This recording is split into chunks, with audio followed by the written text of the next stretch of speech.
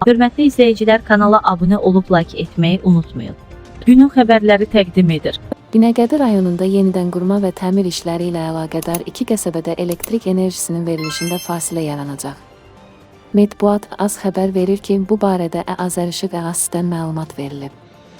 Bildirilib ki, Binəqədi rayon Enerji Təchizatı və Satışı İdarəsi ərazisində 6 qulluq hava xəttində təmir işlərinin aparılması və yeni transformator məntəqəsinin quraşdırılması işləri ilə əlaqədar 7 aprel tarixində bir sıra qəsəbələrdə elektrik xəttləri sifarişə əsasən açılacaq. Bununla əlaqədar olaraq saat 11:00-dan saat 16:00-dək Sulutəpə və Xocəsən qəsəbələrində elektrik enerjisinin verilişində məhdudiyyət yaranacaq. Yenidən qurma və təmir işləri başa çatdıqdan sonra sözü gedən ərazilər daha keyfiyyətli elektrik enerjisi ilə təmin olunacaq.